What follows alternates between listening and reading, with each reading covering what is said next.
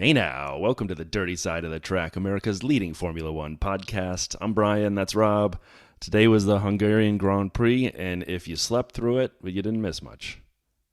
Oh man, do you know what? I was already by about. I was driving back from footy practice this morning, and I had it on, so I was listening to it. I saw the beginning of the race before I left, and then I kind of hot-footed it back.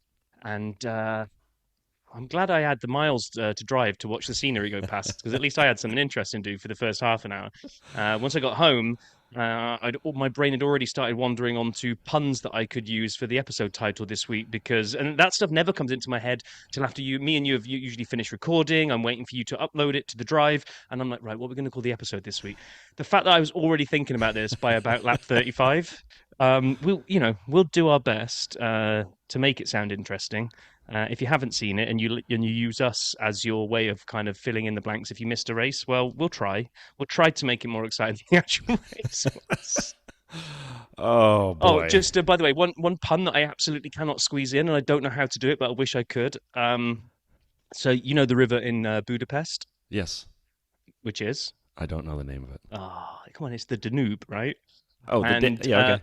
or the Danube, sorry. Yeah. But the reason I said it like that is because in order for it to fit into, someone took the New York lyrics and it had "Start spreading Danube," but I can't work that into an episode title. Anyway, we should probably talk Formula One. Well, do you know that there's two cities that make up Budapest? It was Buda and Pest, and they kind of like grew and ended up becoming one. Wow. I hope we haven't trampled all over Paul's travel facts. I haven't. I've seen it drop through and I haven't listened to it yet. So I don't even know if mine's right. Anyhow, anyway, yeah. let's. So we got news and social. We Video vault will Brian's be video fast. fault, kind of. And then we're trying something new this week. Maybe not the best race to have tried it on, but we're going to give it a go. Rather than just kind of read our notes out in a kind of play-by-play replay of the race, we're going to try and cover practice and quali a little bit quicker than we normally do. And then we're going to try to divide the race up into three segments, a bit like a good story, a beginning, a middle, and an end. So rather than kind of play by play each lap, but it's been pretty challenging to try to find things to put into those three categories. So we'll see how we get on. We've got Pitlane Paul, and then we've got a Spa preview because we're actually Yes. going to go to hopefully a great race next week. You know what? I'm so happy that we are not going on summer break with this boring, snoozer, slow. I mean, I feel bad. Like a friend of the pod, Paul, was with a friend of ours, and Paul made his friend, this guy Stu, watch the race. And Today's one. yeah, his first one, the second one that he's really watched. Ouch. I know, and I was apologizing. I'm like, they can't all be winners. That's okay. I'm sure someone enjoyed the race. McLaren fans? Yeah, yeah. I mean, yeah, maybe they must have done. Actually, we'll get We'll there. get So there. let's dive into again quite a small news and social this week. So Latifi is not going to be angling for trundling around at the back of the F1 grid anytime soon. He is going back to school. He has applied for and been accepted into the London Business School That's awesome. to go and do his MBA. That's amazing. That is I amazing. I mean, love it's a this. yeah. I things I didn't expect to have seen from an F1 driver was like, yeah, I'm not really going to look for another seat. I'm going to go and become an MBA in business. Fair play. Yeah, that's awesome. Good luck to Nikki, and I hope he has a great time. I enjoyed my MBA. I'm sure he'll have even more fun because he probably won't have that rush to get a job as he leaves. He'll have his choices. So good on him. I'm gonna let you do this next one because this was a little crazy again with some of the changes at Alpine, and it's like 2 weeks in a row. So I'll let you do this one. Oh yeah, I felt I'm going to write a strongly worded letter to Alpine because there we are asking Pitlane Paul when we had him on the show last week to talk us through how the dynamic changing at Alpine might affect Otmar because Otmar was going to have a new boss. He wasn't going to be reporting directly to Laurent Rossi anymore, who was the CEO, and he was being now reporting to someone else. But as it turns out, no one's going to report to Laurent Rossi anymore because they got rid of him as well. And he's going to be replaced by Renault executive Philippe. I'm going to say Krief. Sure. Krief. It's Krief just sounds like it's not very French if I say it like Yeah. that. Philippe, he's got to be French, right? And he's from Renault. So we're going to go Philippe Krief. There That we go. sounds Go about for right. that. And then Nick DeVries put what I thought was an excellent and amazing message out on Instagram, stepping back from it, thanking everybody. It felt honest. It felt like the guy wrote it. Yeah. He felt sad. He had a chance to have his dream kind of smashed. But then, as you pointed out, the pinned post is where is the recent Broke one my where heart. the dream came true. I'm like, oh my god, that happened so fast. Well, it is. He's put this post out and said he's going to step away from social media, like you said, but he hasn't made it his pinned post. So he's left a certain pin post there, which is his first when he got his seat, and it says "Dream come true." Been going for this for years. Can't wait to get started. And you look at it and think, I know. poor Nick De Vries. But to round off the week's news, Kevin Magnussen, he owes his wife a favor. She's done some great time in there to deliver their child in an off week, so that it wasn't a race weekend, so he would miss it. So she's done very well there. But Yeah, I'm gonna let you put the notes on this as well, Brian. The name is curious. interesting. Yeah, Agnes Magnuson. You can't do that. Did they not put it? Did they not say the whole thing? Like Agnes is a beautiful name. It is Magnuson or Magnuson, however you'd like to pronounce the last name, if you're in Canada or not, is a great last name. But when you put the two together, Agnes Magnus. So we used to have a quiz show in the UK called Mastermind, and the guy that presented it, his last name was Magnuson, and his first name was Magnus. Really? Yeah, What did you remember? maybe it's a thing they do. I don't know. What do you remember? The world's strongest man, Magnus Vermagnuson. Yeah, because I. Oh, now I'm going to mess up this, but it's somewhere in the Scandinavian, and I'm sure Denmark must do it as well. But the Magnus son, it means son of Magnus, doesn't it? And don't they structure their last name to be kind of? Anyway, let's move on before I kind of get a barrage of hate mail from Scandinavian countries saying what the hell are you talking about. Well, it is now time to open the door to Brian's video vault. And at the same time, it is time to close the door to Brian's video vault. Sorry, guys. This week has been a little bit crazy for me, and actually a week and a half been on the road the whole time, and so I didn't get a chance to watch any videos, and I haven't been on the Discord. A big mea culpa to the Discord crew. I haven't been there. I'm very sorry. Lee, I actually saw a note come through on my notifications just recently that you have a better sound for the Open. I will check it out this coming week. And if you're not on the Discord, apparently like I haven't been for the last week, you guys should all join. It's a wonderful place. It is a lot of fun, and I can't wait to get logged back in tomorrow as regular. You need to catch up on the question of the day. Yeah, you need to catch up on the question of the day stuff. Andy's been doing a great job doing some very challenging questions, and bizarrely, I seem to be leading the way at the moment. So I'm getting caught by Nimrod. It's just luck. It's just like accidental genius, and then I got lucky on a couple of them where I kind of guessed and they were right. So I think Andy's I am just going to get giving caught and passed soon. He's just being nice.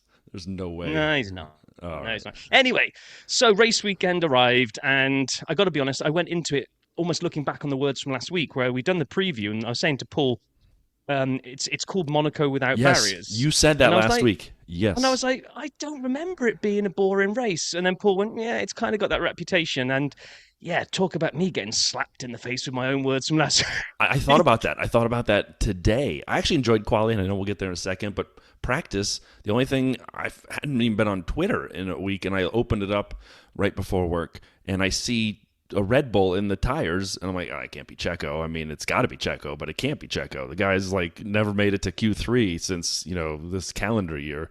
He wouldn't do that in practice. And then you're like, that's Checo. I mean, the main bit from practice, I got three things. Checo bending it into the tires, so he missed all of the first running. In the second running, he basically put a flat spot so big in his tires from locking up.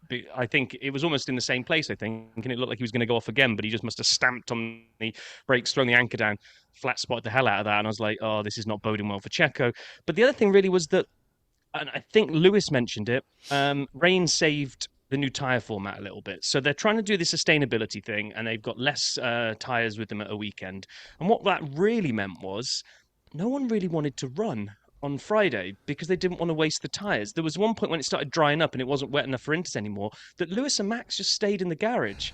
They were like, and they said they're apologising. Like the commentary team were kind of saying, thankfully, it's rained a bit, so people don't mind going burning off the Inters because it's not predicted to be wet over the weekend. But if they hadn't, there's a good chance all those people that had tickets for the Friday would have seen little to no running. There's and Lewis had mentioned something that Paul touched on last week about the wet tires and kind of how easily tires just get thrown away at the end of races. I mean, Right. there's got to be a way of saving tires. I'm not sure the new format really did it. Well, let's get into that format in quali. So, I was really excited seeing the softest tires in the range. I'm like, good, we're going to have tire deg. Again, deg is a word in boggle, just for, no? Okay, No, no. it's a word. And I'm not sure you're going to see tire deck in quali, really, are you? But no, for the weekend, the compounds we saw. So Okay. I'm thinking this will be great, getting into the weekend with these tires. I was skeptical about this tire rule they put in, and honestly, we both comment on this during quali. Ted's shepherd's pie story was horrendous. I was gonna rip my arm off and beat myself with it, because I could not take any more of him talking about making a shepherd's pie. I even have a tire keychain that I'm holding up for all of YouTube to see right here that I bought off the F1 website, and I hated this tire allocation thing. It just took even more out of a strategy out of quali, and I already thought there was. I would love to go back again, and I know I'm a broken record. Whatever you get into Q3 on is the tire you have to start the race on. I loved the strategic, importance and magnitude of that decision. Now everyone's just running the same darn tires, and the question is, when do you go out? That's literally the only question left. That's it. It was. I thought, and I enjoyed quali. Like, I thought it brought us good stuff. I hated the shepherd's pie story, and I didn't like this Shepherd's allocation. pie. It was just like an analogy overboard. Someone just needed to throw him a lifesaver and reel him in because he just kept persevering with it. And I'm like, and even the other people in the commentary team were just like, oh my god, someone cut the mic, just cut the mic. Let's pretend we've had a mic problem here. But yeah, I mean, so we had the new tire format. They had to run hards, then they had to run mediums, then they have to run softs. I wasn't a fan. Takeaways for me were that nice to see Danny Rick get the AlphaTauri into Q2. That was amazing. Which was at the expense of who do we lose in Q1? We lost Albon, Sonoda. Russell got screwed big style on when he went out again because, like you just said, everyone's playing Right. like roulette to kind of wait to the last possible minute, and they're doing that silly thing where they're all kind of waiting on the final corner just to get some clear track in front of them, but the people behind are like, I don't want to wait behind you, so I'm going to scoot through. So suddenly, he left Russell's in traffic. He left a huge gap between him and Hamilton, and the gentleman's agreement and all that discussion. It was too big of a gap. People had to get across the line, and so Lando went first and just shot past 100 people. And then, like you said, there were other cars shooting in front of George, and it was really George was the stopper in the bottle. And eventually, when Pierre came on the inside of him to get started, it totally screwed him up in the beginning. I mean, it cost he can blame the team as much as he likes, but I think a lot of that was on him in the way that he executed that slowdown to get going. But Yeah, probably. But again, by being sent out so late, then maybe it was a double whammy. Q2 on the mediums, we lost Sainz, Ocon, Danny Rick, Stroll, and Gasly. Gasly was a victim of track limits. oh god, track limits. I loved seeing the Alfa Romeos up high in quali. I loved it. Joe and Valtteri, and they're like, well, they have a new power unit. And then they're like, at the same time, the announcer's like, but you don't really use a lot of power at this track. The Alfa Romeo car, I think, suits this kind of track.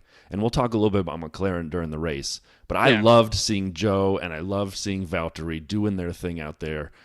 Those are two talented guys. It was fun to watch Alfa Romeo near the top of the boards in quali.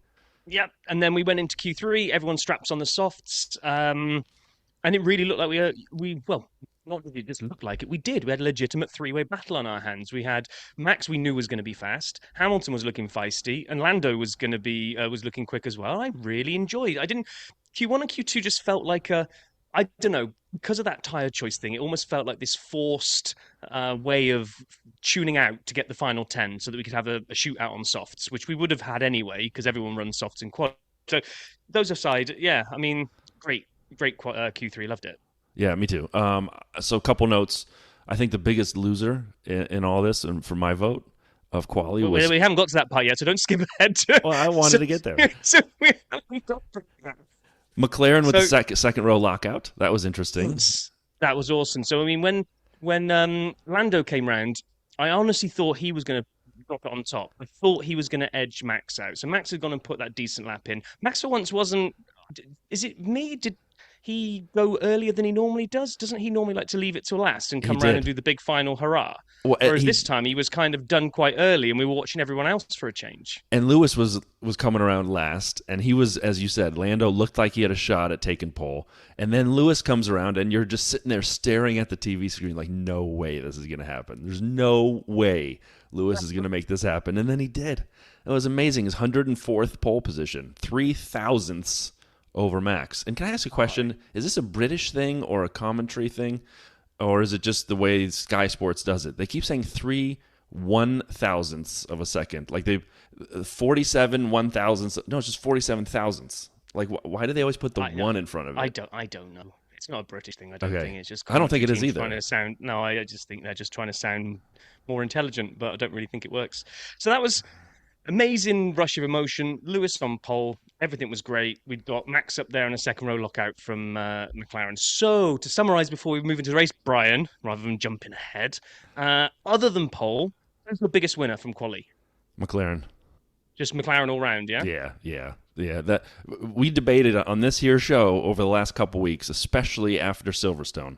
You told me that let's not count the chickens yet. You basically said because the problems the McLarens have had were in turns low speed corners and things we'd see at Hungary. And you were right. We should wait. I was like one of the conductors of their back train. I was very excited. I bought in full, hook, line, and sinker. You get so excited, but so early. You do. I do. I am that guy. And I'm like, yes, another team battling, at the top with Mercedes and whoever is for the best of the rest, I'll say. And I would say McLaren was the biggest winner in quali because they have the quali pace, and we'll see it. They had the race pace, but Oscar is acquitting himself quite well. Well, I mean, you can have your point of view, but what I'm going to say is, for me, my biggest winner of quali outside of Lewis is McLaren because they did an amazing job and they look like they're back. No, I hate to agree with you so much, but 100%. I was really worried that this was going to be the one. They downplayed it as well. They were going to go from the highs of last race to this one, sort of like maybe struggling to get into Q3 or something crazy like that. No, that was great. So then I'll go first for biggest loser. Biggest loser for me, I think, has to be George. I just think, especially when we saw what happened to when we get to the race, I think he missed opportunity today for some decent points. Well, he still did get decent points, but you know what I mean. Yeah, I do. I agree. So for me, it was a three-way battle between George, Carlos, and Checo. I'm actually going to go with Checo. I'm sorry. He was ninth. I know he made Q3, but ninth in a car that has won 47,000 races in a row. And he was ninth. Why? Well, because as we will about to discover, that's not even English. As we will discuss shortly, it was kind of almost there when what Max said at the end of the race in terms of they tuned the car for race day and didn't optimize it for single lap pace. So whereas Max is just a better driver, so got a better grid position out of it. That did seem to hold true. They did seem to be a much better car today than they were yesterday. 100% agreed. It was good race trim for them. But when your teammate is basically on pole and the whole world is shocked that he wasn't on pole for one time, basically that was the joy of quali was someone other than Max stood on the top step of something. That was the joy of the weekend. Yeah, exactly. And because of that surprise that people felt that it wasn't Max, Checo still was ninth. I mean, that's my challenge. Yep. That was my problem. But then we get to the race. And next week is Spa. Sorry. No. Yeah, we could actually do that. But let's be honest. This race and the potential enjoyment of at least the first part of it all came down to... I didn't write it down, but it's measured in maybe 1,000ths of seconds. And what I'm talking about is the reaction time to the lights when they showed it. Mm-hmm. Max has been horrendous recently. And despite the fact that he never quite got the words out so that I could go and sound clip it from the broadcast, they kept talking about, and he's on the dirty side. You finish that sentence. Exactly. Max is on the dirty side of the track. I just wanted you to say it so that I could clip it. But no, they kept saying, he's on the dirty side. I was like, okay, that's close enough. So we've got Max that doesn't start well, on the dirty side. this is 100% Lewis into the lead in corner one with maybe a McLaren getting right up there as well. It's going to be epic watching Max try to battle past these guys if they have got the pace. But no, his reaction time was better today. The car bit into the surface much better. He got a good launch, and by the first corner, he got his elbows out and he was away. And at that point, I probably could have turned off and not gone back and watched any rest of it. I mean, I don't. You could have. You should have. Yeah, agreed. Max did a brilliant job, as we've said. He's actually struggled not just at reaction time; those have actually been every so often pretty good. One of the bigger challenges has been his second phase of the start, where he'll get wheel spin as well. He was on it, and the McLarens were on it, and Max did a great job going into turn one. And as he and Lewis were battling, Oscar and Lando were like, "Thank you very much. I'll take that spot too." And yeah, that was the race. Thanks for joining us on the dirty side this week. Yeah, you know what? Yeah, okay. Go on. I was gonna say, I mean, like the one thing about the start that we have to hit was Joe's terrible start in fifth. Yes. And Valtteri was around him so fast, I actually thought that Joe's car was off. I didn't know what happened. I've never seen anyone get swallowed up by the car behind him that quickly. I thought Joe had stalled. I thought maybe that straight view down the line when like Valtteri had to basically swerve and take evasive action to not collect the back of his teammate. Yeah, totally. But that's what caused. Isn't that basically what caused the kerfuffle? Because then he broke late, and then kind of pushed people into people, and I think the Alpines were just at the wrong place at the wrong time. Is basically what it looked like. The Alpines seemed to come around like a pincer maneuver. They came around, they came back together again. And you're right. I think somebody got a little push in the back, and it might have been Joe trying to recover from his bad start. I think it was Joe. I think Joe hit Danny Rick and pushed him into the Alpines. One of the Alpines, at least. I think. I mean, I know all of those guys and Valtteri all kind of got caught up in that. So we often say that Valtteri, if he didn't have any bad luck, he wouldn't have any luck at all. And just seemed to mess with the strategy. Both Alpines were out. Ocon, I mean, it said that was enough impact to snap his seat in two. It didn't. Yeah. I know he went up in the air, but it didn't look that violent on TV. I mean, I guess you're that low to the ground, you don't have to get too far off the ground in one of those things for it to hurt on the way back down. Broke his seat in two, and then he was at the medical center with having his back checked out, which is not good. I hope he's all right, of course. And then, yeah, I mean, we had Carlos on soft tires out there behind Leclerc, unable to really catch him or do anything about it. The Ferrari race, once again, just was witness protection. They finished right alongside each other in a nothing burger. I mean, do we even really see that? They had a bad pit stop. That's the only thing I can talk about from the Ferrari aspect of the race. We'll get to them towards the end, and I think if you're done with talking about the start, I think we just fast forward to the middle now, where things for a little bit got kind of interesting. But this is me really scraping the barrel. Was first round of pit stops. We at least got some undercut potential, and we got some excitement of will they, won't they come out ahead of them. And we had some phenomenal pit stops today as well. We had some ridiculously quick ones. Yeah, we had a 1.9 second one along the way. I mean, 1.9. How'd you even do that? I don't know. I was actually thinking about it. Like when they showed it, I'm like, I don't even think that's possible. I mean, it just was wild. And Danny Rick, actually, I thought he's done pretty well this weekend. Maybe even more than pretty well. Maybe I'm selling him short there. All the eyes were on him. He had to do something and not trundle around at the back in 20th because everyone's looking for him to do better than Nick de Vries would have done. He did well in quali. I think I'm right in saying that was the best quali performance of AlphaTauri this year. I'm going to go on a limb and say it. All right, Rob stats. Sure I could have made that up. And then in the race, I kind of think he used some of his experience. The commentators at first were kind of going, "Oh my God, he's coming in after 11 laps of being on a hard tyre. What the hell's going on?" Apparently, it was him. He made the call. I think it was Logan Sargent he couldn't get past, and was just losing time. So he's like, "Let's just swap the strategy up and let's just do this instead." I thought he did pretty well today out there for the first race back. Well, and he got, like you said, tangled up in at the start at the beginning. The issue there, he was last, and then he ended up finishing 13th again. So he worked his way back to 13th. And ahead of his teammates, which is the important one. Totally, and it's one of those things where, like, you know, you can say started 13th, finished 13th. Oh, must have been an uneventful race. Actually, the opposite. Yeah, true. And we had, you're right. We had the awful stop for Charles. He came in and they just decided the rear left guy, he was gone on vacation. He wasn't there. The gun didn't work. He had to go to the backup gun. Yeah, he had to go to the backup gun. I'm jesting. It wasn't his fault. So that just like kind of scuppered that one. Well, my buddy, rear left Jackman. Don't make fun of him. Uh, Is he the 100 seconds of DRS guest next week? if I can get off my hands and get some people scheduled, I'm looking at you, Laura. You're up soon. I got to get that happening. Okay, but no, again, pit stops happened. The undercut was valuable. I don't know how Lando undercut Piastri.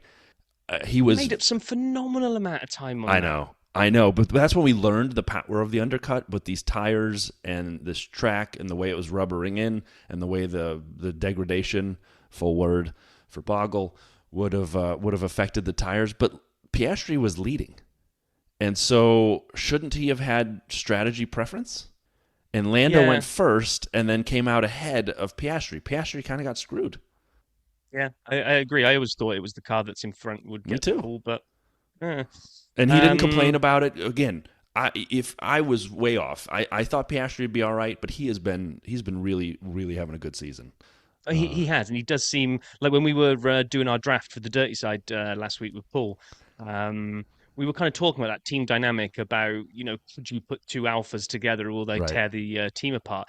That seems to be another makeup to Oscar, that he just seems like a really good wingman. Now I know he's in his rookie year, so he can't come in straight away, straight out the gate, going, "I'm the big I am. I need to be number one." But on the flip side, he just seems to be doing a really good number two job. Well,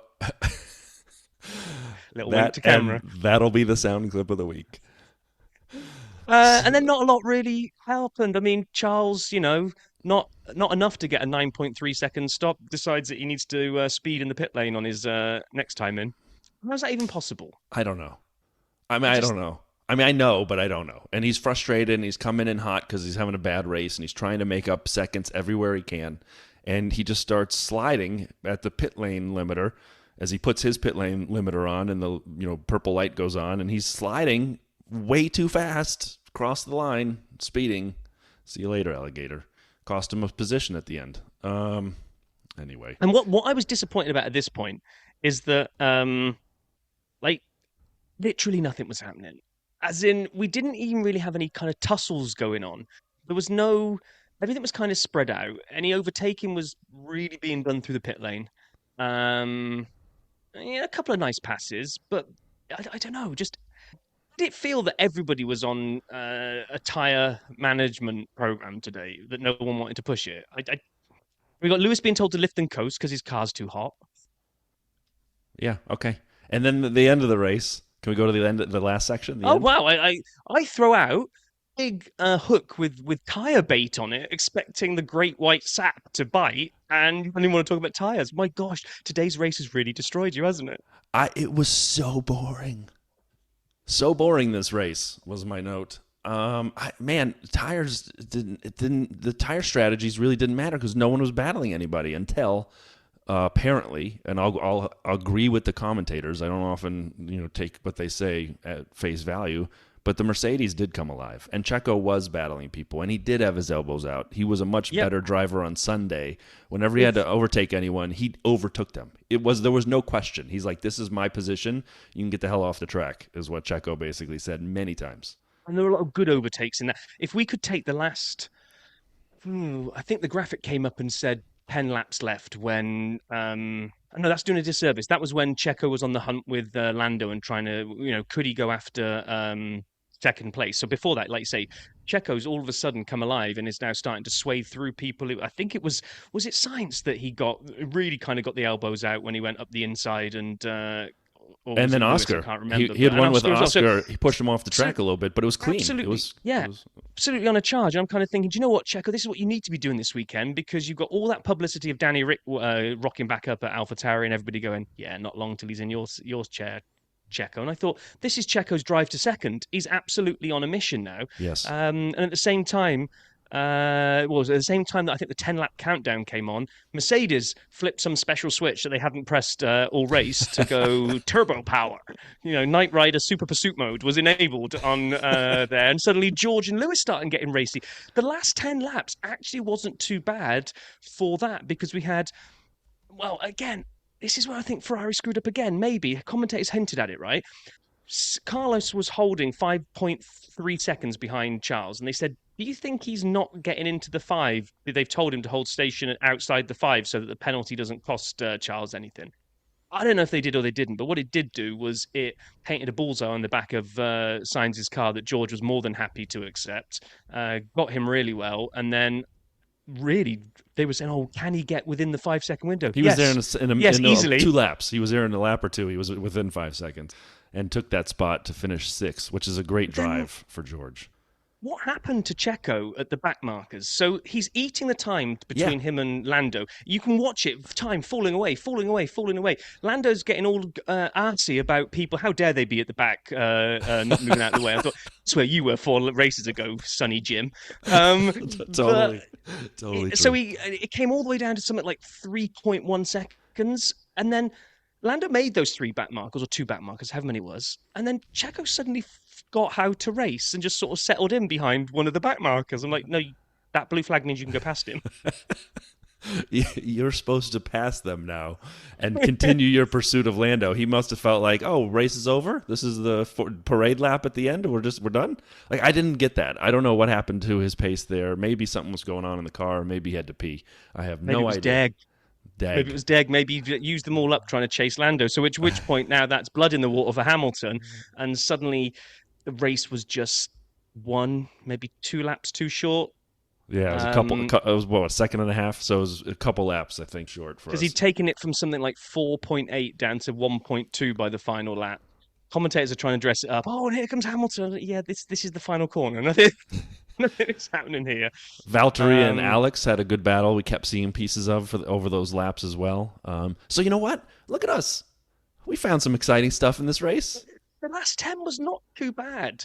But having said that, just like the actual race, even those two hunts, the Checo on the hunt with Lando and then Hamilton on the hunt with Checo, both kind of fizzled out.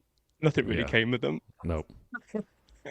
No, no, no. And Uh, then watching the podium, a couple notes from the podium celebration. One is, the big Ferrari champagne bottles that they have there, and Ferrari sponsors the podium, and it's a different Ferrari, I'm assuming. And they have the big Ferrari logo on the podiums. I'm thinking that's the last time we'll see Ferrari on a podium is on the champagne bottles for a while. What? ouch. They and Aston Martin like shot their entire upgrade budget getting early in the year. They're going backwards. Well, so again, twice in a podcast, I'm gonna have to agree with you. So last week, you were kind of banging your Aston Martin our toast drum, and I was like, well, hang on a minute. One race, a bit like the whole McLaren are back, baby. You like to go early on these things, okay? I But you've been do. right on both. You've been right on both here, I I think, was because horrendously wrong saying Alpine would be coming around the corner. So I got one. I got yeah, it wrong too. true. True. Yeah. You do throw a lot of them out there and hope that some of them come in, right? So, Yeah, I'm so 100% right 90% of the time. No, not even that high. So I look at Aston Martin. I'm like, well, okay, the last track didn't suit them. They're coming back to somewhere now that, in theory, does. Well, it didn't, did it? No, not even Ninth a and little bit. tenth. Ninth and tenth. Well, I mean, double points, but yeah, I think you're right. I think they've been caught and passed Oh, by others with McLaren. their upgrades. So, Yeah, and to me, the cars that look alive, at least over the last couple races, the Williams is not quite as fast as I was expecting it to be after that practice session in Silverstone. yeah. But I mean, you got to look at the McLarens and the Mercedes and say there's battles here. These guys are fighting with. To me, it's Max, and then it's Checo, McLaren, and Mercedes for the next tier, and then it's Ferrari and Aston Martin in the they should be doing better battle, firmly in the middle, and then you've got take your pick: Williams, Alfa Romeo, Haas, ahead of Haas. AlphaTauri. Actually, let's just spend a second Yeah. on Haas. Let's do it, please. They are awful at the moment. Yes. Like they're just trundling around doing nothing. We get this bizarre thing where Hulkenberg can throw it up there in a one lapper in quali and put it somewhere up high, and I know. then he put it in reverse for the rest of the Unbelievable. race. And I don't understand this quality thing with Hulkenberg. By the way, the hair. Don't do that again, Nico. That you look like a Q-tip. And I'm not like I'm one to talk about hair, but come on, bro. That was a bad job. So he has really got some quality game. I don't remember that about him from the years before, and I was pretty down on Haas taking him. Not necessarily over Schumacher, but over other people, other drivers they could have gone after. And I was pretty down on bringing Hulkenberg back. I shouldn't have been because he at least brings something to quali. The car may stink. Magnussen has been nowhere this season. What in that points car. do you win on Saturday by sticking it up in fourth or fifth and then just Right. going backwards on a Sunday? I mean, I still think there are very talented drivers out there, like Paul was on about last week about F2 drivers and all Yeah. these lot. I Oh, think I hate to say about K-Mag as well because I think he's great. I do But too. I just think the two of them are just taking the paycheck at the moment. Oh, They just don't see many. Ugh, I don't I don't know. know. There's just nothing in that team at the moment. I know. I agree. It's disappointing. It is disappointing. But it is looking like though I was right on the Aston Martin thing. They've been passed. They came out of the gates hot. Good on them. Good design. And whatever they've been throwing at it recently hasn't made a dent. And the other teams are passing them. There were a lot of upgrades coming out this weekend too. And you saw some of them worked, some of them didn't. But I don't know. Like it's the Ferrari and Aston Martin battle is basically for a tiny bit of to be a little bit relevant. Yeah, it's not for podium battle, that's for sure. Talking of podiums, um, Yes, back the to the podium. podium, back to the podium. The win was the 12th in a row for Red Bull, so well done to them. I can't remember what it was, but it's seven in a row for Yes. Max. So he equaled Rosberg because Rosberg was interviewing him, right? And said, Yeah, "How I many got have some you got?" And he stats on said this. seven. I got Okay, some we'll come back stats to that on. later. Yeah. So my favorite part of the entire weekend, other than Lewis getting pole, was the podium celebration Yes. with Lando Doing his thing. He doing his loves to do this. champagne I don't know why he does this. We spike or talk. I whatever it don't. is. Yeah. No, Go. and Keep, I saw this too. This is great. I think everybody saw it. It went around like there's about a gazillion camera angles as well if you go on Twitter. So he does this thing called the champagne spike. If you've seen it, so rather than just shaking the bottle and putting his finger over the hole and spraying it, he slams it down on any kind of hard surface he can so he can make a champagne spike. Which I've got to be honest, last race, Lewis had a bit of champagne spike envy because he was trying to replicate it. Because if you saw it, he went over to the top step and he banged his and nothing happened, and he kind of looked at his bottom and was like, "Oh." I didn't Anyway, see that. Lando's got the technique down to a T. This thing shoots in the air, but he slams it into the top step so hard. Max's porcelain, or what looked like porcelain trophy, has a wobble and falls off. And And a bit breaks. like, yeah, breaks. I was going to say like Humpty Dumpty. It fell off and broke into pieces. And then Lando just kind of tries to do that good old school child thing of, wasn't me, move along as if it was always like that. And he just sort of looks at it and then goes about his business. Yeah, that was the most exciting thing of the race. Yeah. I. Yeah. So Yeah. come on, we've got to do our King of the Pits and the Pits. King of the pits and the pits before stats, huh? Oh boy, this is a hard one. I would say you go first. I was going to go first on one? the Pits. Go for it. Hungary. Oh wow, The race. And didn't the they whole thing. Wait, didn't they Stunk the also place out. announce they extended the race Oh, until God. like 32 or something like that?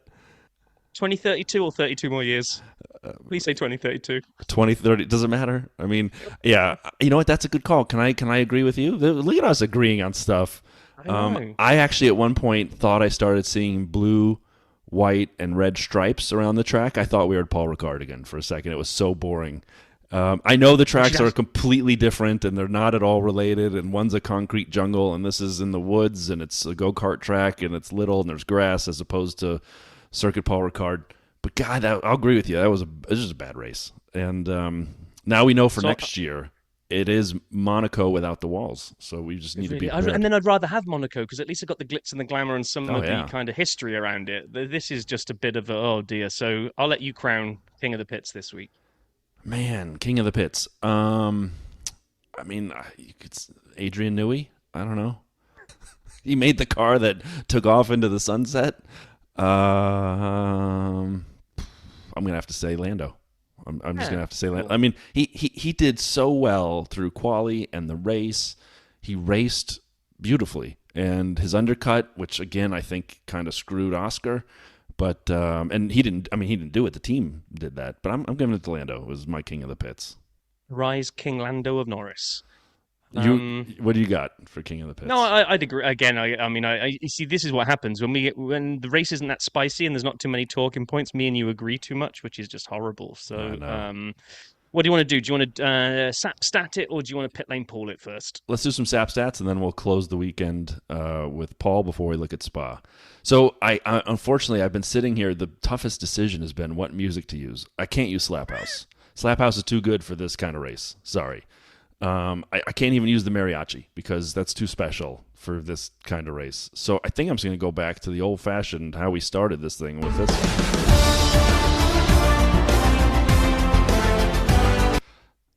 SAP Stats Hungarian GP edition. Okay. You always say I need more enthusiasm. That was as much as I could Not muster today. after Yeah, that. I forgiven. Turd sandwich. Oh, sorry. So Red Bull claimed a record-breaking 12th consecutive win, which the commentators said 12 consecutive times over 12 laps. But they broke McLaren's 1988 record, and then a Sean Kelly stat because we're in this weird like couple hours after the race situation, so we have some info, but we don't have fantasy. Red Bull scored their 250th podium finish today, which is a lot of podiums. Verstappen, as you already referenced, Verstappen became the 5th driver in history to win 7 consecutive races with Ascari, Schumacher, Vettel, and Nico. And as you said, Nico Rosberg was interviewing him. And so He told him to stop. Please stop. Yeah. Here's another Sean Kelly. Verstappen led start to finish for the 11th time in his career today, tying him with Sir Jackie Stewart and Michael Schumacher. Interesting. I know this is pedantic, but he didn't actually lead start to finish because he was not first when they went out. Is that what you're going to say? Well, he wasn't on pole, so how can he? I guess I thought the same thing. It means, I guess, who was in the lead by the end of lap 1 is the first time they go over the lap counter, right? But for me, that just feels like a bit of an artificial stat. I agree 100%. I was thinking the same thing. Oh, God. What's going on with... I know. Crossing the streams. I would actually be curious, for the folks listening, would you consider that leading the race? Like, because he was clearly not first when they took off from the start-finish line. So... Yeah. I guess I would love, listeners' thoughts. But anyhow, we count by laps, apparently, and he was ahead at the end of the lap and really far ahead and then just sailed off into the distance. Anyway, his 33-second winning margin was the largest, and we heard this on the TV a lot since Lewis Hamilton's at the 2021 Russian Grand Prix. I actually was getting a variety of text messages from those my friends who were watching for the first time. He's, again, largest margin of victory in the modern era. Apparently, Hamilton won in Silverstone by 67 seconds in 2008. And then they said, I think Max will get to that margin at some point this season. So some of the newer fans, a little down on this one with the margin of victory and the lack of battles. Anyhow. So on that one, just before you move on to the next stat, did that stat bite me in the ass big time, right? Because...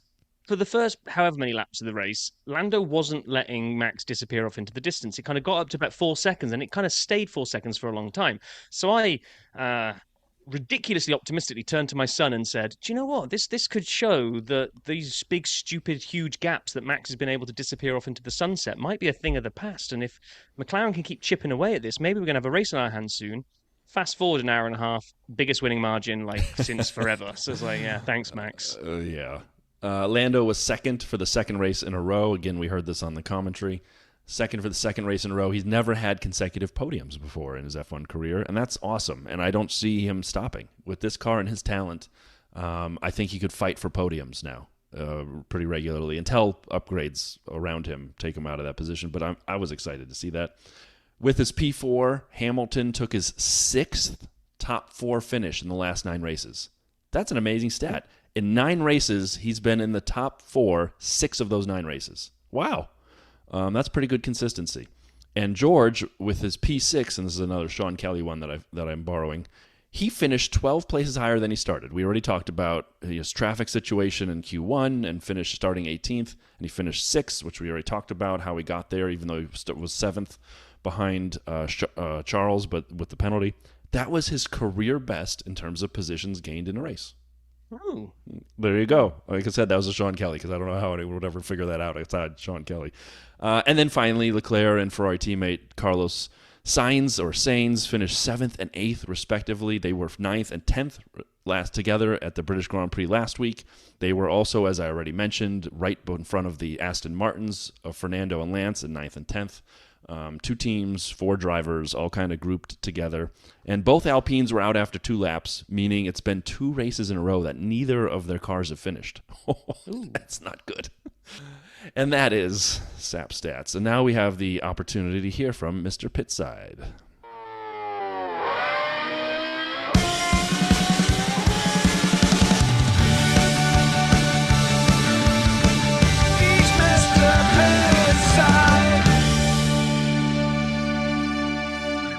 I always want to put like a yeah at the end. He's Mr. Pitside. Yeah. Anyway, here's Paul.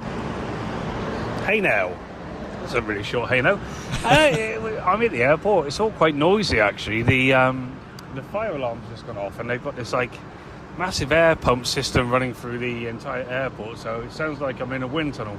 But I mean, just for reference, if anyone wants to know what a wind tunnel sounds like, you can sort of hear it in the background, so I apologise. But I get hassled by Brian and Rob to record these quite quickly after a race.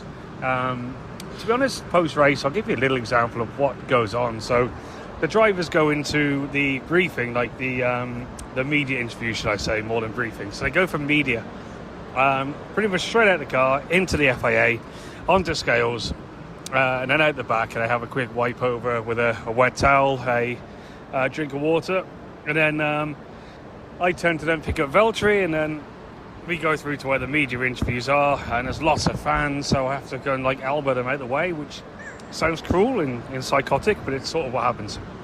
I don't wait for him to finish the media, and I actually had a little sneaky route behind all the hospitality units, because we tend to get a drive. I tend to just try and get Valtteri away from the crowds. And trust me, the last thing they want to do is sit there and sign autographs, and that breaks your heart and spirits.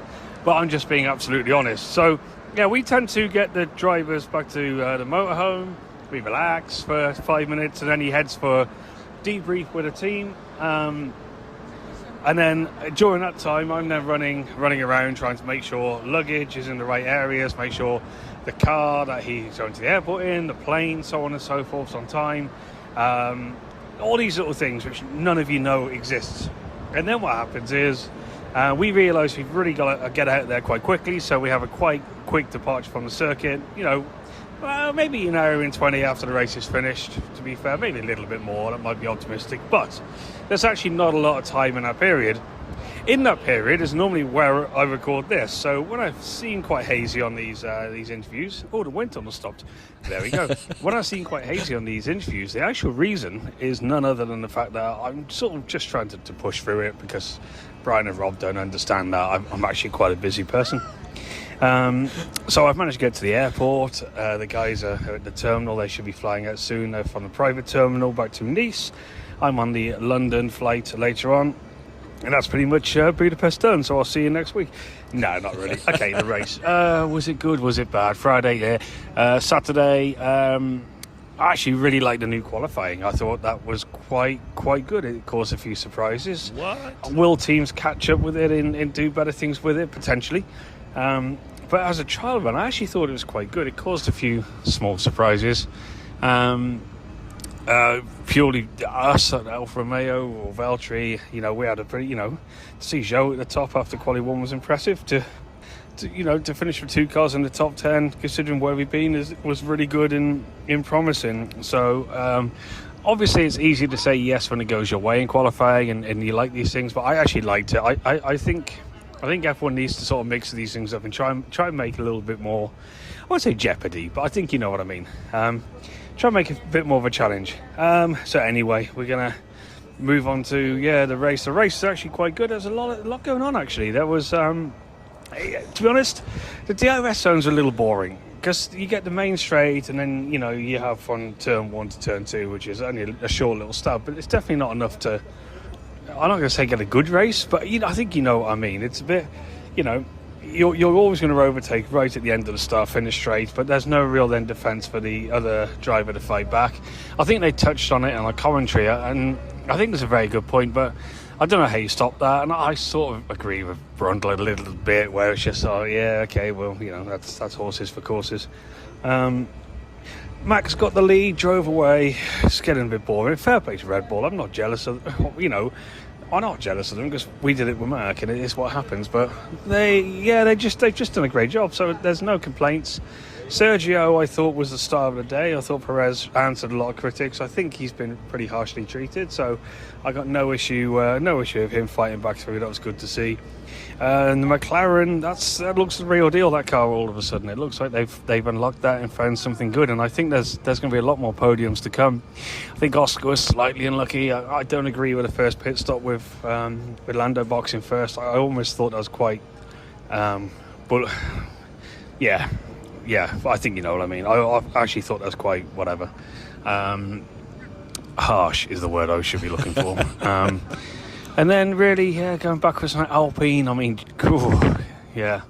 It was sort of triggered by Zhou, had a terrible start. That happens at turn one. It was just so unfortunate. It was both of those guys, and it's their second double DNF. And I think on the interview we had last week, I did touch on the fact there's not a lot of DNFs in this sport now, and you know, for one team to have 2 DNFs in 2 races that's a shocker for them. And sadly, it's not really their fault. I mean, you even think back to Australia a couple of years ago, last year, might have been this year. This year. Was it this year? Yes, it was this year. Of course it was. Amazing how time flies. This year, when they had the incident with their cars both crashing out, I do feel sorry for them a little bit. They seem to always be wrong place, wrong time. But going back down, it was as it was. Lewis did well in pole position. Fantastic to see them back. I think Lewis was just so good, and he's so good around the circuit. He wasn't really going to win the race. It was always going to be Max. But it did make it good. It did make it good. See, you know, a bit of fighting, a few drivers coming back through. George, Sergio, and yeah, all in all, it was a decent race. I'm going to leave it at that. I'm not too, you know, it's one of those. I'm not going to jump up and down and celebrate too much. I'm also not going to say it was terrible. We go to probably the best track on the calendar next, and that is Spa.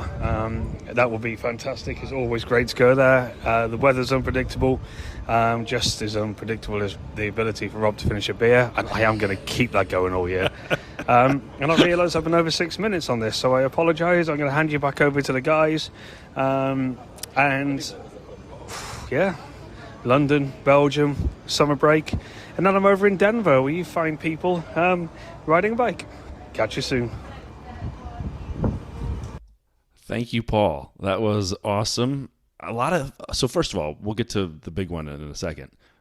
We agreed on a lot of things there in terms of like the Lando and Oscar pitting situation and the way that worked. McLaren looking to be back. The excitement of seeing Alpha do well in quali in the race. And Joe's start, but Paul liked the tire thing in quali. Yeah. I mean, maybe Paul, just like he said, he's been in there watching the same thing happen for so many years now that maybe it was just something different and he enjoyed it. Now, he did then phrase it at the end with something that you're really pushing for, which is just want to see some jeopardy. Yes, just want to see some strategy, something meaning something. Yeah. Do you know what? On that basis, well, I'm not a fan of it, but I can see that they're trying to do something. But it like you say, it's not quite really hitting the nail on the head. I mean, he said he enjoyed the race, but then pretty much seemed to all the bits that he pulled out that he enjoyed were the last 10 laps that we said we enjoyed as well. So who knows? Yeah. Maybe Valtteri as well, running a bit better this week, put him in a better mood. But I liked all the bit at the beginning about what he has to do to get Valtteri the hell out of there once the race finishes. So I mean, I wonder. I do feel a bit sorry for him in a way, which so Valtteri gets packed onto the nice private jet with probably all the fancy, drinks and food, and there you go. And then Paul's just there with a little tear, just waving him off, and he has to go and get on his normal flight and fly back to London. So. Stand there with the fire alarm going off in the wind tunnel. The building's on fire, but there goes Valtteri in the private jet. Yeah, exactly.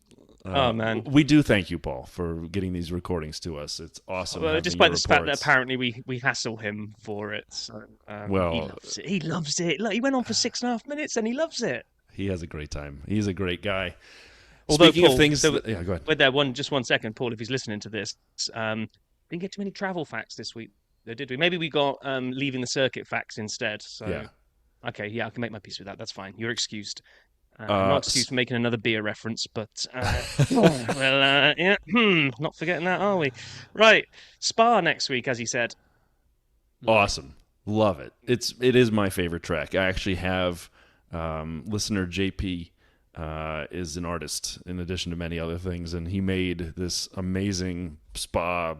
I don't even know what to call it. It's a work of art. It shows the track on an elevated off the wood kind of carved fashion. And I sent him what was clearly not enough money for it. It was more valuable than what I could offer, but he did it for me anyway. And it is my favorite track. It was an easy choice for me to do. And so I am very excited. It's a great way to end before the summer break, as Paul referenced, and we get a chance to go there. So, Rob, you want to hit some of the highlights of the track itself?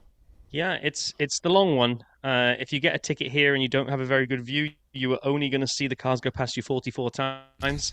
So, 4.34 miles long. I think that makes it the longest on there. And that's shorter than it used to be. Back in the day, 1921 when it opened, 9.25 miles long. Basically went through public roads, went through villages. You could stop off and buy a pint if you wanted to, and then carry on going. 1947 they shortened it down to 8.7 miles, and then 1979 they cut it back down again. So they kept hacking at it. They basically kept making it faster and faster and faster. I think at that point it held the record for being the fastest open road circuit in the world. So yeah, and then since then, other than a few little tweaks with stop chicanes and all that kind of stuff, pretty much stayed that kind of iconic shape that you have hanging on your wall. I love it. And there are some amazing corners. I'll let you hit the most famous ones, but I love the bus stop chicane. I love it. It actually was, I think, a bus stop back in the day. And so that's why they call it the bus stop chicane. But I love that chicane. It's like, to me, it sort of signals the end of the lap, right? Because it's right before you come back down the straight, and you're like, that's the last part. And in video games, like, that's the last thing you got to nail. And I love it. I love Blanchiment. I love Pouan. Jacques Villeneuve, when he was on this here podcast, told us about what it was like to handle those super high speed corners of Blanchiment and Pouan. And but the most famous ones are Eau Rouge and Radillon, right into the Kemmel Straight. I think Kemmel. Yeah. And so I will let you kind of highlight a little bit of their history. It's just. I mean, obviously, we'll get to the point where it's tinged with tragedy, and we'll cover that in a second. But essentially, you come from the start-finishing line. You have the La Source hairpin, where you come down to basically about 1 mile an hour and have to. Those things must go full lock to the right to get around. I mean, so many cars run wide around there, just even trying to make that. And from that point, you essentially gun it, and you gun it to ridiculous speeds downhill. Down to the crescent where the Eau Rouge stream flows, hence the name, and then you take the corner, Radillon up the hill, up to the blind summit, where you try to pick a right point of the track to ensure that you come over the crest of that onto the Kemmel Straight. Now, it's been said that if you can take that flat out from the exit of the hairpin all the way down to the end of the Kemmel Straight in the braking zone for Les Combes corner, that's flat out for 1.25 miles. Wow.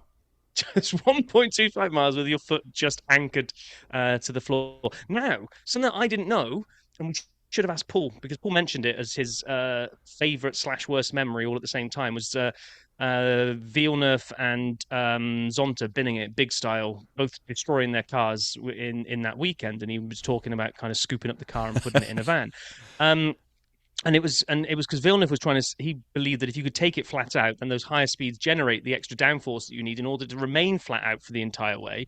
Now, one thing Paul didn't mention was apparently it was a bet between the two drivers. The reason it happened straight back to back is Villeneuve believed he could take that whole thing flat out and challenge Zonta to match him, and Zonta did match him, just not the way that he meant to match him by binning it. So, as it sounds, it is very fast. A lot of elevation change, a blind summit. It is unfortunately connected with some issues in the past. They've had a big problem with the runoff area being too tight. So if you do lose it and hit the tire barrier, it just basically bounced you back like a pinball bumper straight back into the track. We had Antoine Hubert killed in 2019, and I wish he didn't have a name like this that I'm going to butcher, but Delano Van Hoff.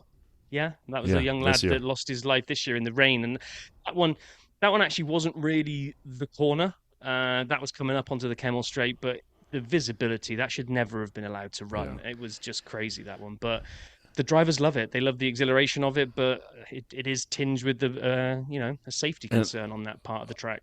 A lot more than just those drivers have lost their lives yeah. at Spa and at Eau Rouge, Radion, and actually just even recently, go back 2 years, it was 21, in that crazy rain weekend where they had the BS 2-lap race behind the safety car, but it was that quali when Lando had a massive accident there too, and he was really on it. He was trying to put his car somewhere it didn't belong in terms of up the pace, because he's got some serious talent, and he lost it, spun around. It was a horrendous crash, and one of my many favorite Seb memories. Seb pulled over, stopped to make sure he was all right, and then he literally stopped and was waiting for Lando to kind of give him a thumbs up that I'm okay in here.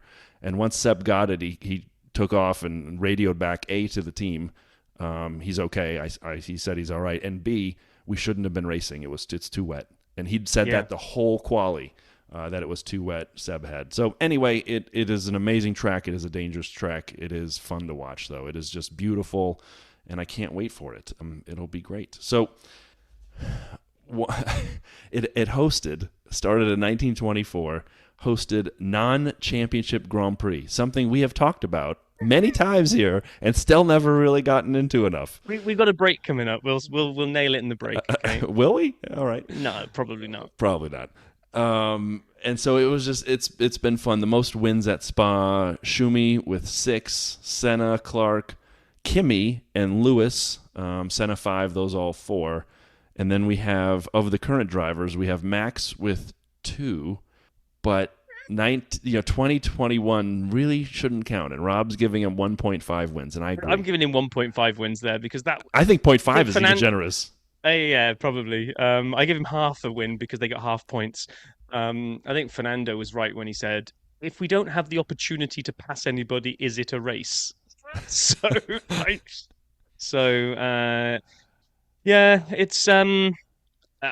what did we have last year? I didn't paste this in, so I'm on a different tab, Brian. But if you're frantically searching for it, I'm just going to read it out. We had Max 1 last year. A decent gap. I wonder if we'll see that repeated from Sergio to make it a 1-2 for Red Bull, with something I really don't see happening. Sainz popping a Ferrari up on the podium in 3rd place. That's not going to happen. We actually had Lewis and Valtteri did not finish last year. Collision damage. So hopefully those two stay out of trouble again this year. Well, Lewis he touched with Fernando and he went up in the air and then his car was leaking things. And the year prior, Lewis had this situation. If you remember this. The toilet. One I went to, someone had a crazy bomb in there. It was the worst thing ever. Me for life. Oh man, Spa is the best. Even when they don't even go racing, we get things like that. So yeah. So what are you thinking, man? What are you thinking? What's your way too early podium preview for Spa-Francorchamps? My way too early.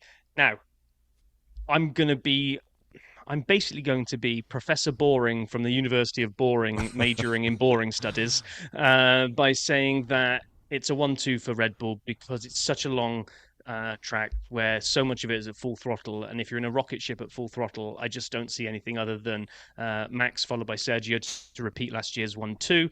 And I think the hype is real. I think Lando makes it 3 podiums in a row. That's what I'm going to go for. I'm going to say the McLaren is going to run well here as well. We saw it had great pace at Silverstone, right? So. And it was today that I was worried about for McLaren going backwards, and I was wrong. So they go back to a pacey track. Yeah, I'm throwing Lando up there. Man, what about you? What is wrong with us today? We're agreeing on everything. First of all, it has to be Max, right? I mean, like, we should just stop asking. I agree with you. The rocket ship that is the Red Bull and the amount of time and space that usually happens on this track where you can get stuff done. Checo, there's no way he should finish anywhere other than second. It would be pretty bad, honestly, if he doesn't get up on the podium, and especially second. And then you're right, it's best of the rest. And for me, I'm sort of the sample set of people I'm looking at. It's McLaren and Mercedes are the teams that I'm considering in that spot. And so I have 4 drivers to pick from. I'm going to put Lando over Oscar, and you could pick either of the Mercedes drivers, but I think the McLaren is fast. As you said, we saw it at Silverstone, so I'm going with Lando. I'm going to agree with you on the podium. That's the first time Wow. we've ever agreed on our predictions, by the way, which means It- something will happen and none of them will be on and it. on that terrible disappointment, no, Oh, man. I think someone already uses that as a way to And close on the that show. bombshell. Oh, boy. Like we said, fantasy's calculating. So everyone tune in next week. We will cover up what happened at Hungary Fantasy. I went a little crazy, just for the record. My team was Max with my double points. Fernando, Carlos, Pierre, which did not work well for me. Joe, which he went backwards because he started 5th and finished. Where did Joe finish today? He was... I have to keep scrolling. 16th, so that'll be a bit. That'll be a great point haul for me. And but I did have McLaren and Red Bull as my teams, so we'll see what ends up happening. But I'm gonna guess I had a poor week. So I did. I binned Carlos Sainz to free up some funds, and I went double McLaren, picked up Lando and Piastri. Oh wow! With Max, Fernando, Piastri, Lando. Who was my 5th? Who was my cheap one that needed to make up the budget? I don't remember. Yeah. But with Aston and Red Bull as my constructors, because Aston are still just not enough. They're not worth enough to try to sell them. So they've just kind of stayed in my McLaren's stayed only in my lineup. 11.8 million as of this week. It'll obviously go up, but anyway. All right, cool. Well, that's great. Spa next week. Fantasy. We'll do a full recap of what the scores were from this week. We'll kick off the summer of George as we get there for our summer break. We have some great guests that we're lining up, and we will get 100 seconds of DRS back for next week. So we look forward to that. Yeah, this is awesome, man. F1 is the best, even if the race was a bit of a clunker today. Rob's laughing. You agree? So I am laughing because I was waiting for Nothing Burger, but I don't know why Clunker just tickled me. You don't normally break that. You don't really blah, blah, blah. You don't normally break that one out. So yes, yeah, looking forward to it. Great track next week. I hope the weather stays away so we don't get a repeat of the washout from a couple of years back. But I do like a little bit of rain creeping into Spa because it makes things spicy. So can't wait to be talking to you about what will hopefully be an amazing race this time next week. Thanks for listening, everyone. Have a great week.